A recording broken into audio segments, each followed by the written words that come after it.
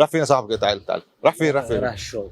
راح الشغل. طب ما انت شايف في كاميرا وفي مذيع وواقفين بنصور وبتاع، معدي من جنبنا كده هوا واقفين. ماليش في الكلام ده. مالكش في الكلام ده ايه يا عم؟ احنا يعني هنخطفك يعني؟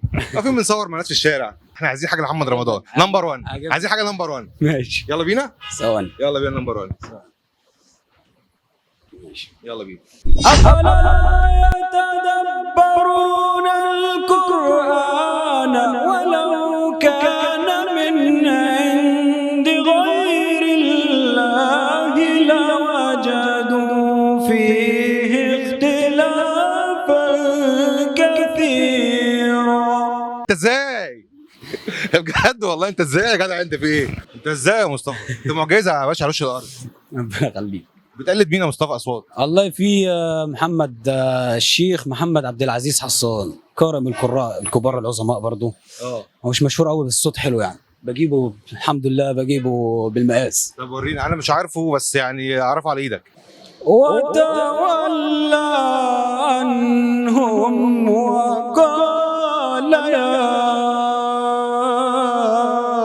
أسفا على يوسف وابيضت عيناه من الحزن فهو كظيم. لا انت ما تدينيش حته، انا عايزك تكمل. انا مش عايزك تبطل النهارده. انا مش هسيبك تمشي. لا لا لا لا لا لا كمل لي. وتفقد الطير فقال ما لي لا أرى الهدهد أم كان من الغائبين.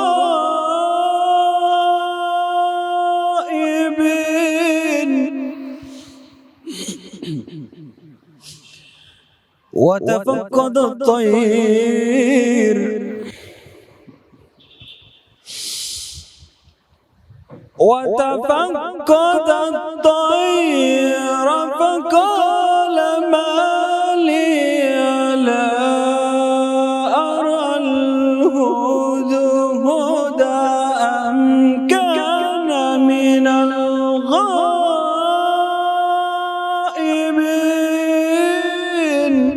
الله. لأعذبنه عذابا شديدا أو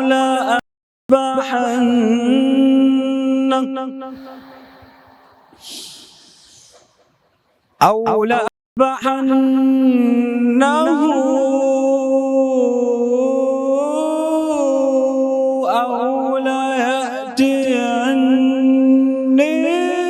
بسلطان مبين.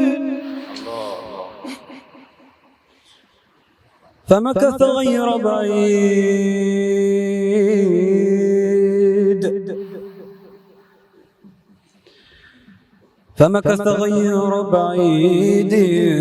فقال أحطت بما لم تحط به. فقال أحطت بما لم تحط به وجئتك من سبأ بنبأ يقين. الله عليك. الله الله الله الله الله الله للصبح.